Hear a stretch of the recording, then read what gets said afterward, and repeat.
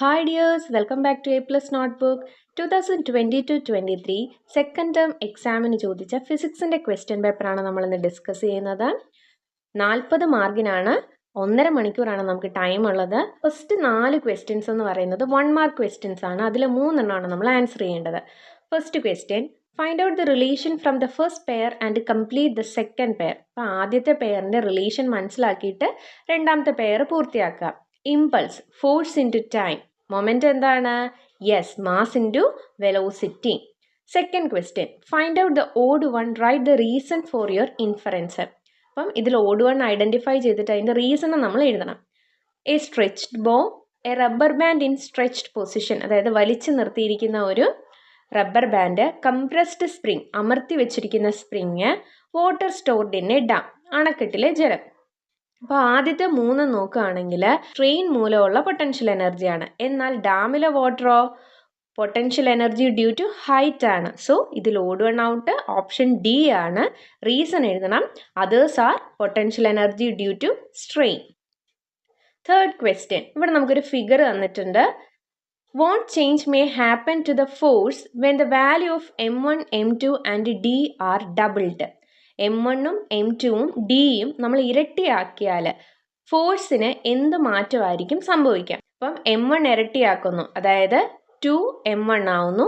m2 ഇരട്ടിയാക്കുമ്പം 2m2, d ഇരട്ടിയാവുമ്പോൾ 2d. അത് നമ്മൾ ആ ഇക്വേഷനകത്തോട്ട് സബ്സ്റ്റിറ്റ്യൂട്ട് ചെയ്യുന്നു. അപ്പോൾ എന്ത് വന്നു? F equal to g into 2m1 into 2m2 by 2d the whole square എന്ന് വന്നു. 2m1 ഇൻറ്റു 2m2, അപ്പോൾ എന്ത് വരും? g ഇൻറ്റു 4m1m2 എന്ന് വരും. 2d ദ ഹോൾ സ്ക്വയർ എന്ന് പറഞ്ഞാൽ 4d സ്ക്വയർ ആണ്. രണ്ടിടത്തു നിന്നും 4 ക്യാൻസൽ ആയി പോകും. അപ്പോൾ എഫ് എന്ന് പറയുന്നത് നമുക്ക് വീണ്ടും g m1m2 by d square എന്ന് കിട്ടും. വല്ല ചേഞ്ച് ഉണ്ടായോ? ഇല്ല. സോ അതിൻ്റെ answer option C, no change എന്നുള്ളതാണ്. Fourth question, the force required to produce an acceleration of 1 meter per second square on a body of mass 1 kg is dash. 1 kilogram മാസ്സുള്ള ഒരു വസ്തുവിന് 1 meter per second square acceleration ഉണ്ടാക്കാൻ ആവശ്യമായിട്ടുള്ള force എത്രയാണ്? We know that F equal to M A ആണല്ലേ.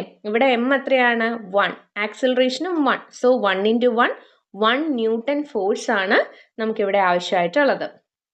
അടുത്ത 5 മുതൽ 13 വരെയുള്ള ക്വസ്റ്റ്യൻസ് 2 മാർക്കിൻ്റെയാണ്. അതിൽ 7 ക്വസ്റ്റ്യൻസ് ആണ് നമ്മൾ ആൻസർ ചെയ്യേണ്ടത്. Fifth question, the value of G on earth and moon are different. Compare the weight of a body having mass 100 kilo on the surface of earth and moon. ഭൂമിയുടെയും ചന്ദ്രൻ്റെയും gravitational force വ്യത്യസ്തമാണ്. 100 kilogram മാസ്സുള്ള ഒരു വസ്തുവിന് ഭൂമിയിലും ചന്ദ്രനിലും അനുഭവപ്പെടുന്ന ഭാരം താരതമ്യപ്പെടുത്താനാണ് നമ്മളിവിടെ പറഞ്ഞിരിക്കുന്നത്. വാല്യൂ ഓഫ് ജി നമുക്കിവിടെ നൽകിയിട്ടുണ്ട്, എർത്തിൻ്റെയും മൂണിൻ്റെയും നൽകിയിട്ടുണ്ട്. അപ്പോൾ അതെങ്ങനെയാണ് ചെയ്യുന്നത്? എം എന്ന് പറയുന്നത് 100 കിലോഗ്രാം ആണ് നമുക്ക് നൽകിയിട്ടുണ്ട്. വെയിറ്റ് എന്ന് പറഞ്ഞാൽ എങ്ങനെയാണ് കണ്ടുപിടിക്കുന്നത്? മാസ് ഇൻറ്റു ഗ്രാവിറ്റി ആണ്. ഫസ്റ്റ് നമുക്ക് വെയിറ്റ് ഓൺ എർത്ത് കണ്ടുപിടിക്കാം. അപ്പം മാസ് 100 ഇൻറ്റു എർത്തിലെ ഗ്രാവിറ്റി 9.8 ആണ്. അപ്പം 980 ന്യൂട്ടൺ. നമുക്കറിയാം 1 കിലോഗ്രാം വെയിറ്റ് എന്ന് പറയുന്നത് 9.8 ന്യൂട്ടൺ ആണ്. അപ്പം നമുക്ക് ഇവിടെ കിട്ടിയിരിക്കുന്ന ആൻസറിനെ കിലോഗ്രാം വെയിറ്റിലോട്ട് മാറ്റാനായിട്ട് നമ്മൾ അതിനെ 9.8 കൊണ്ട് ഡിവൈഡ് ചെയ്യുന്നു. സോ 100 കിലോഗ്രാം വെയിറ്റ് തന്നെയായിരിക്കും ആ ഒബ്ജക്റ്റിന് എർത്തിൽ അനുഭവപ്പെടുക. ഇനി മൂണിൽ എത്രയാണെന്ന് നോക്കാം. വെയിറ്റ് ഓൺ മൂൺ 100 ഇൻറ്റു മൂണിൻ്റെ ജി എന്ന് പറയുന്നത് 1.62 ആണ്. അപ്പം 162 ന്യൂട്ടൺ എന്ന് കിട്ടി. ഇനി അത് കിലോഗ്രാം വെയിറ്റിലോട്ട് മാറ്റാനായിട്ട് 9.8 കൊണ്ട് ഡിവൈഡ് ചെയ്യുന്നു. 162 divided by 9.8, answer 16.53 kilogram weight എന്നാണ് വരുന്നത്. Next question, match the following ആണ്. ഇവിടെ കുറച്ച് എക്യുപ്മെൻറ്റ്സ് തന്നിട്ടുണ്ട്, എനർജി ട്രാൻസ്ഫോർമേഷനും നൽകിയിട്ടുണ്ട്. അപ്പം ഇലക്ട്രിക് അയൺ ബോക്സ് എന്താണ്? ഇലക്ട്രിക്കൽ എനർജിയെ ഹീറ്റ് എനർജി ആയിട്ടാണ് കൺവേർട്ട് ചെയ്യുന്നത്. Electric bulb, electrical energy to light energy. Electric fan, electrical energy to mechanical എനർജിയാണ്. Electric generator, mechanical energy to electrical energy. Classify the following instances into inertia of motion and inertia of rest. അപ്പം 4 options നമുക്കിവിടെ നൽകിയിട്ടുണ്ട്. അപ്പോൾ first one നോക്കാം. When a running bus stop suddenly passengers tend to fall forward. ഓടിക്കൊണ്ടിരിക്കുന്ന ഒരു bus പെട്ടെന്ന് നിർത്തുമ്പോൾ അതിൽ യാത്ര ചെയ്തുകൊണ്ടിരിക്കുന്നവർ എന്ത് ചെയ്യും? മുന്നോട്ട് വീഴാനുള്ള ഒരു ടെൻഡൻസി ഉണ്ട്. ഇതെന്തിനെയാണ് സൂചിപ്പിക്കുന്നത്? യെസ്, ഇനേർഷ്യ ഓഫ് മോഷൻ ആണ്. A fan continues to rotate for a while even after it is switched off. Work ചെയ്തുകൊണ്ടിരുന്ന ഒരു ഫാൻ നമ്മൾ ഓഫ് ചെയ്ത് കഴിഞ്ഞാൽ അത് കുറച്ച് സമയം കൂടി എന്ത് ചെയ്യും? കറങ്ങിക്കൊണ്ടിരിക്കും. എന്താണ് റീസൺ? ഇനേർഷ്യ ഓഫ് മോഷൻ ആണ്. The mango falls down when branches are shaked. മാവിൻ്റെ ബ്രാഞ്ചസ് നമ്മൾ കുലുക്കുമ്പോൾ അതിലെ മാങ്ങ താഴേക്ക് വീഴുന്നു. ഇതെന്താണ് ഇതിന് റീസൺ? ഇനേർഷ്യ ഓഫ് റെസ്റ്റ് ആണ്. It is possible to strike out a single carom coin without disturbing others from a set of coins stacked one over the other. ഒന്നിനു മീതെ ഒന്നായി അടുക്കി വെച്ചിരിക്കുന്ന ക്യാരംസ് കോയിനുകളെ സ്ട്രൈക്കർ ഉപയോഗിച്ചുകൊണ്ട് ഏറ്റവും അടിയിലുള്ളതിനെ മാത്രം നമുക്ക് ചലിപ്പിക്കാൻ സാധിക്കും. അതായത് മുകളിലുള്ളവയ്ക്ക് യാതൊരുവിധ സ്ഥാനചലനവും ഇല്ലാതെ തന്നെ അതിൽ ഏറ്റവും അടിയിലുള്ളതിനെ മാത്രം നമുക്ക് മൂവ് ചെയ്യിക്കാനായിട്ട് സാധിക്കും. അപ്പം ഇതിന് റീസൺ എന്ന് പറയുന്നത് ഇനേർഷ്യ ഓഫ് റെസ്റ്റ് ആണ്. 8th question. A girl sitting on a chair is trying to lift the same chair by herself. Will it be possible to lift a chair while seated on it? Justify your answer. അതായത് ഒരു കുട്ടി കസേരയിൽ തന്നെ ഇരുന്നു കൊണ്ട് ആ കസേര സ്വയം ഉയർത്താൻ ശ്രമിക്കുകയാണ്. കുട്ടിക്ക് കസേര ഉയർത്താൻ സാധിക്കുമോ? ഇല്ല, സാധിക്കില്ല. എന്താണ് അതിന് reason? No, it is not possible to lift a chair while seated on it because it is an internal force which cannot move an object. Only an external unbalanced force can cause motion. കസേരയിൽ ഇരുന്നുകൊണ്ട് തന്നെ നമുക്കത് move ചെയ്യിക്കാനായിട്ട് പറ്റില്ല. കാരണം അന്നേരം കുട്ടി അവിടെ apply ചെയ്യുന്ന ഫോഴ്സ് എന്ന് പറയുന്നത് ഇന്റേണൽ ഫോഴ്സ് ആണ്. ഇന്റേണൽ ഫോഴ്സിന് ഒരു ഒബ്ജക്റ്റിനെ മൂവ് ചെയ്യിക്കാൻ സാധിക്കില്ല. എക്സ്റ്റേണൽ അൺബാലൻസ്ഡ് ഫോഴ്സിന് മാത്രമേ ഒരു ഒബ്ജക്റ്റിനെ മൂവ് ചെയ്യിക്കാനായിട്ട് സാധിക്കുള്ളൂ. 9th question. Find out the appropriate law for the given situations. തന്നിരിക്കുന്ന ഓരോ സിറ്റുവേഷൻസിനും അനുയോജ്യമായിട്ടുള്ള ലോസ് ഏതൊക്കെയാണെന്നാണ് ചോദിച്ചിരിക്കുന്നത്. When the tip of an inflated balloon is release the balloon moves in a direction opposite to the direction of motion of air. ഊതി വീർപ്പിച്ച ബലൂണിൻ്റെ tip release ചെയ്യുമ്പം എയർ ഫ്ലോ ചെയ്യുന്ന ഡയറക്ഷന് ഓപ്പോസിറ്റ് ഡയറക്ഷനിലേക്ക് ബലൂൺ മൂവ് ചെയ്യും. ഇത് ഏത് ലോയാണ്? Newton's third law of motion ആണ്. When a bus moves forward suddenly from rest the standing passengers tend to fall back. നിർത്തിയിട്ടിരിക്കുന്ന ബസ് പെട്ടെന്ന് മുന്നോട്ടെടുക്കുമ്പോൾ യാത്രക്കാർ പിന്നിലേക്ക് വീഴുന്നു. അത് ഏത് ലോയുമായി ബന്ധപ്പെട്ടയാണ്? Newton's first law of motion ആണ്. അവർ റെസ്റ്റിലാണ്. So they have a tendency to continue in the state of rest. During a pole vault jump, the impact is reduced by falling on a foam bed. Pole vault ചാടുമ്പോൾ foam ബെഡിൽ വീഴുന്നത് മൂലം ആഘാതം കുറയ്ക്കാനായിട്ട് സാധിക്കുന്നു, അല്ലേ? അപ്പോൾ ഇത് ഏത് ലോയാണ്? Newton second law of motion ആണ്. Force is inversely proportional to time ആണ്. അപ്പോൾ ടൈം കൂടുന്നതനുസരിച്ച് നമുക്ക് ആ ഇമ്പാക്റ്റ് കുറയ്ക്കാനായിട്ട് സാധിക്കും. Gas at high pressure pushed out from the chambers of rocket causes rocket propulsion. റോക്കറ്റിൻ്റെ അറകളിൽ നിന്ന് വളരെ ഉയർന്ന പ്രഷറിൽ വാതകം പുറത്തേക്ക് പോകുന്നതിൻ്റെ ഫലമായി റോക്കറ്റ് കുതിക്കുന്നു. ഇത് എന്ത് തന്നെയാണ്? Newton's third law of motion ആണ്. 10th question. A body of mass 10,000 kg and another body of mass 4,000 kg are separated by a distance of 2 meters. What is the force of attraction between them? അപ്പോൾ നമുക്ക് equation അറിയാം. F = G m1 m2 d² ആണ്. ഇവിടെ m1 എന്ന് പറയുന്നത് 10,000 m2 എന്ന് പറയുന്നത് 4,000 ആണ്. നമ്മൾ സബ്സ്റ്റിറ്റ്യൂട്ട് ചെയ്യുന്നു. G 6.67 × 10⁻⁻11 നമുക്ക് ക്വസ്റ്റ്യനിൽ തന്നെ പ്രൊവൈഡ് ചെയ്തിട്ടുണ്ട്. ഇൻറ്റു m1 പകരം 10,000 കൊടുത്തു, m2 പകരം 4,000 ഡിവൈഡഡ് ബൈ d² ആണ്. d2 ആണ്. അപ്പോൾ 2² എന്തായി? 4 എന്ന് വന്നു. അപ്പോൾ അത് സിംപ്ലിഫൈ ചെയ്യുമ്പോൾ നമുക്ക് ആൻസർ കിട്ടും. ഇവിടെ 10,000നെ നമുക്ക് 10⁻⁴ എന്നും ഇൻറ്റു 4,000നെ 4 × 10⁻³ എന്നും എഴുതാം. ഈ 4ഉം ഡിനോമിനേറ്ററിലെ 4ഉം കട്ട് ചെയ്ത് പോയി. ബാക്കി 10⁻⁴ × 10⁻³ അപ്പോൾ അത് 10⁻7 വരും. 10⁻⁻11 ഇൻറ്റു 10⁻7 എന്ന് പറഞ്ഞാൽ എത്രയാണ്? -11 + 7 വരും. -11 + 7 എന്ന് പറയുമ്പോൾ -4 എന്ന് വരും. അങ്ങനെയാണ് 6.67 × 10⁻⁻4 ന്യൂട്ടൺ നമുക്കിവിടെ ആൻസർ കിട്ടുന്നത്. അടുത്ത question. All are aware of Newton's third law of motion. When a man jumps from a boat to the shore, even though action and reaction are equal and opposite, they do not cancel each other. He can jump forward. Explain the reason.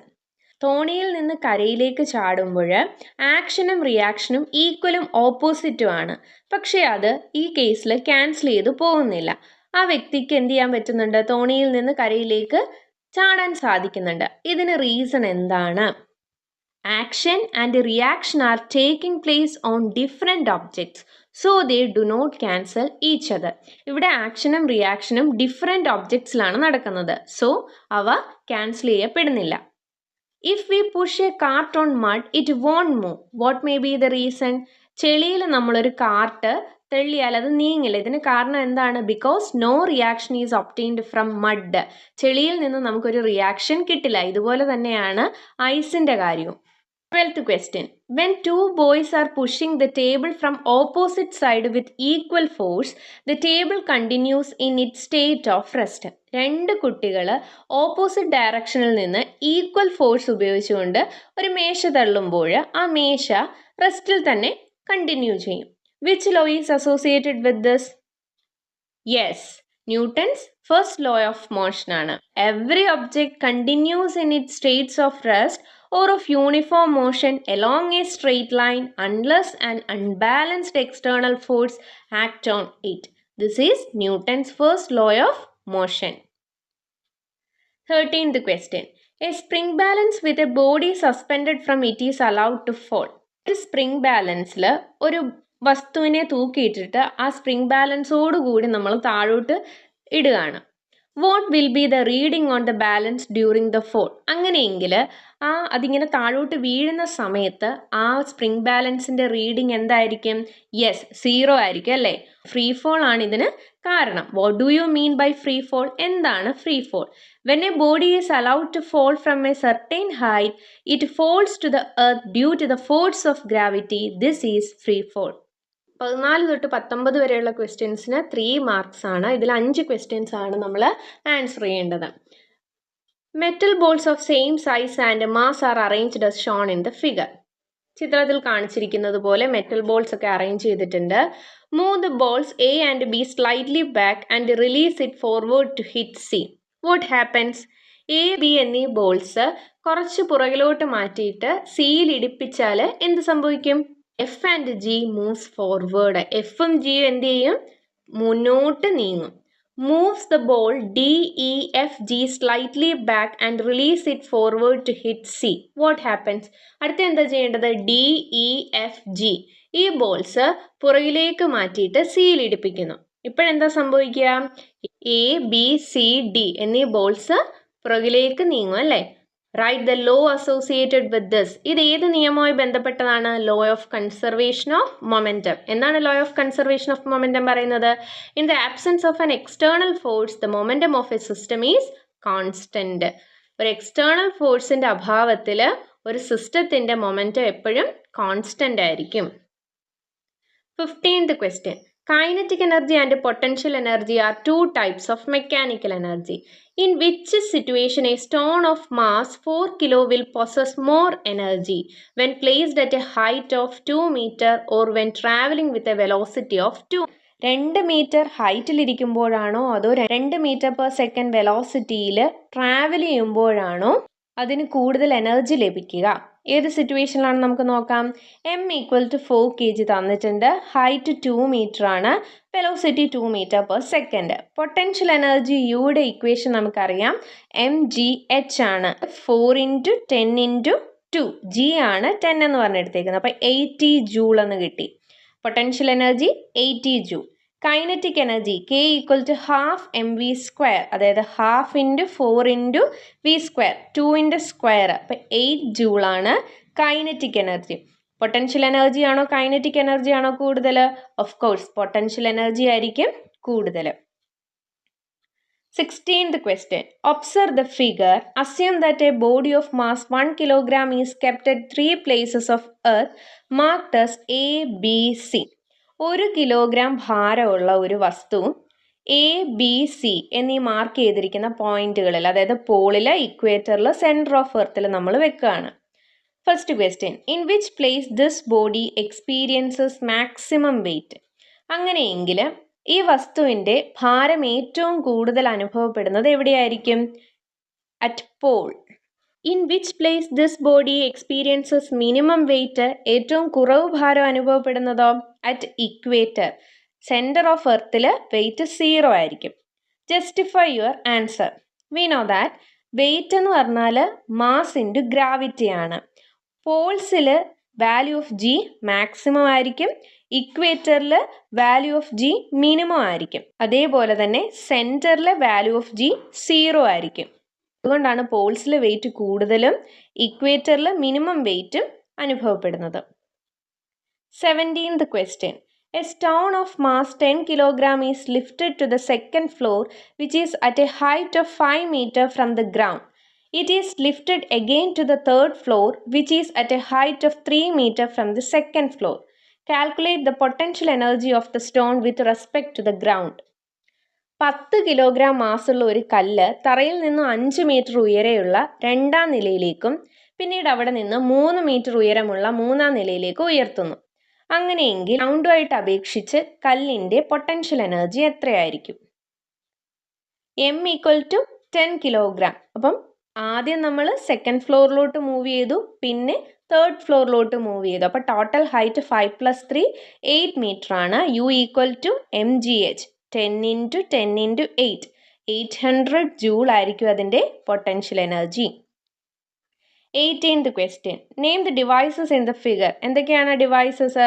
Common ബാലൻസും spring ബാലൻസും. Which among these devices is used to measure weight of a body? ഇതിൽ നിന്ന് ഒരു വസ്തുവിൻ്റെ ഭാരം അളക്കാനായിട്ട് നമ്മൾ ഉപയോഗിക്കുന്നത് ഏതാണ്? യെസ്, സ്പ്രിംഗ് ബാലൻസ് ആണ്. What do you mean by 1 kilogram weight? 1 kilogram weight എന്ന് പറഞ്ഞാൽ എന്താണ്? 1 kilogram weight is the force of attraction exerted by the earth on an object of mass 1 kg. 1 kg mass ഉള്ള ഒരു വസ്തുവിൽ ഭൂമി ചെലുത്തുന്ന force of attraction ആണ് 1 kilogram wait. 19th question. Velocity time graph of a moving car of 1000 kg is given. Find out the acceleration of the car. അപ്പോൾ കാറിൻ്റെ acceleration കാണാനാണ്. എയുടെ ഇക്വേഷൻ എന്താണ്? v-u/t. അപ്പം ചിത്രത്തിൽ നിന്ന് നമുക്ക് മനസ്സിലാക്കാം v 20 ആണ്, ടൈം 10 സെക്കൻഡ് ആണ്. അപ്പോൾ 20 - 0 ഡിവൈഡഡ് ബൈ 10, അതായത് 20/10 equal to 2 m/s². What is the force experienced by the car? Force എത്രയാണ്? എഫ് എന്ന് പറയുന്നത് ma ആണ്, mass into acceleration. Mass 1000 kilogram ആണ് തന്നിട്ടുണ്ട്. 1000 × 2, അതായത് 2000 ന്യൂട്ടൺ. അടുത്ത 20 മുതൽ 22 വരെയുള്ള ക്വസ്റ്റ്യൻസ് 4 മാർക്കിൻ്റെയാണ്. ഇതിൽ 2 ക്വസ്റ്റ്യൻ ആൻസർ ചെയ്താൽ മതി. അപ്പോൾ ഇവിടെ റീസൺ പറയാനാണ് പറഞ്ഞിരിക്കുന്നത്. Karate experts move their hands with great speed to break strong BRICS.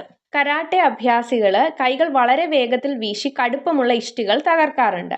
അപ്പോൾ ഇവിടെ ഇങ്ങനെ വളരെ വേഗത്തിൽ കൈ മൂവ് ചെയ്യുമ്പോൾ ടൈം കുറയുന്നു അല്ലേ? അപ്പോൾ ടൈം കുറയുന്നതനുസരിച്ച് ഇമ്പൾസ് കൂടുന്നു, അല്ലെങ്കിൽ ഇമ്പാക്റ്റ് കൂടുന്നു. To increase impulse by decreasing time. While catching a cricket ball the player draws his hands backward along with the ball. ഒരു ക്രിക്കറ്റ് ബോൾ പിടിക്കുമ്പോൾ ബോളിനൊപ്പം കൈ പുറകോട്ട് വലിക്കുന്നുണ്ട്. എന്തിനു വേണ്ടിയിട്ടാണ് ഇത് ചെയ്യുന്നത്? പുറകോട്ട് വലിക്കുമ്പോഴത്തേക്ക് ആ ടൈം കൂടുകയാണ്. ടൈം കൂടുമ്പോൾ ഇമ്പൾസ് കുറയുന്നു. To decrease impulse by increasing time. A running athlete cannot stop himself abruptly at the finishing line in a race. ഓടി വരുന്ന അത്ലറ്റിന് ഫിനിഷിംഗ് ലൈനിൽ എത്തിയാലുടൻ ഓട്ടം അവസാനിപ്പിക്കാൻ കഴിയുന്നില്ല. ഇതിന് കാരണം എന്താണ്? ഇനേർഷ്യ ഓഫ് മോഷൻ ആണ്. It is easy to stop a rolling empty drum, but it is difficult to stop a rolling drum filled with tar. ഉരുണ്ടുവരുന്ന ഒഴിഞ്ഞ ഒരു ടാർ വീപ്പ് പിടിച്ചു നിർത്താൻ എളുപ്പമാണ്, എന്നാൽ ഉരുണ്ടുവരുന്ന ടാർ നിറച്ച വീപ്പയെ പിടിച്ചു നിർത്താൻ കൂടുതൽ പ്രയാസമാണ്. ഇതിന് കാരണം എന്താണ്? മാസ് ഇൻക്രീസ് ചെയ്യുന്നതനുസരിച്ച് ഇനേർഷ്യയും കൂടും. Inertia increases with increasing mass. 21th question. The motion of an object along a circular path is known as circular motion. What is meant by centripetal acceleration? എന്താണ് centripetal acceleration? The acceleration experienced by an object in a circular motion along the radius towards the center of the circle is known as centripetal acceleration. Circular motion move ചെയ്യുന്ന ഒരു ഒബ്ജക്റ്റിന് റേഡിയസിലൂടെ സർക്കിളിൻ്റെ സെൻറ്ററിലേക്ക് experience ചെയ്യുന്ന ആക്സിലറേഷനാണ് centripetal acceleration. A hammer of mass 4 kg is subjected to circular motion along a circular path of radius 2 meter with a velocity of 5 meter per second. Calculate its centripetal force. Centripetal force എങ്ങനെയാണ് കണ്ടുപിടിക്കുന്നത്? Fc equal to mv² r ആണ്. ഇവിടെ m 4 kg ആണ്, v 5 meter per second ആണ്, r 2 meter ആണ്. ഇക്വേഷനകത്തോട്ട് substitute ചെയ്യുന്നു. 4 into 5² by 2, അതായത് 5² എന്ന് പറയുമ്പോൾ 25, 25 into 4 100, 100 divided by 2 50 meter. What happens to the hammer which is under circular motion if it loses the centripetal force?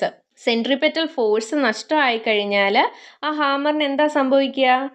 The hammer will throw off along the tangent at that point. ആ പോയിന്റിലെ ടാൻജന്റിലൂടെ hammer തെറിച്ചു പോകും. Last question. Work is said to be done only when a body undergoes displacement in the direction of applied force. നമ്മൾ പ്രയോഗിക്കുന്ന ഫോഴ്സിൻ്റെ അതേ ഡയറക്ഷനിൽ displacement ഉണ്ടായാലാണ് അവിടെ work ചെയ്തതായി നമ്മൾ കണക്കാക്കുക. Write the SI unit of work. വർക്കിൻ്റെ SI യൂണിറ്റ് എന്താണ്? Joule. A child is standing with a bag of mass 5 kg. What is the work done against gravitational force? 5 kilogram മാസുള്ള ഒരു ബാഗുമായി നിൽക്കുന്ന കുട്ടി ഗ്രാവിറ്റേഷണൽ ഫോഴ്സിന് എതിരെ ചെയ്യുന്ന പ്രവൃത്തി എത്രയാണ്? അപ്പോൾ ഇവിടെ കുട്ടിക്ക് ഡിസ്പ്ലേസ്മെൻ്റ് ഒന്നും തന്നെ ഇല്ല. സോ വർക്ക് ഡൺ എന്ന് പറയുന്നത് 0 ആയിരിക്കും. The same bag is lifted and placed above an almirah of height 2 meter by the child. Calculate the work done against gravitational force. ഇതേ ബാഗ് 2 മീറ്റർ ഉയരെയുള്ള ഒരു അലമാരിയുടെ മുകളിൽ വെക്കുമ്പോൾ കുട്ടി ഗ്രാവിറ്റേഷണൽ ഫോഴ്സിനെതിരെ ചെയ്യുന്ന വർക്ക് എത്രയാണ്?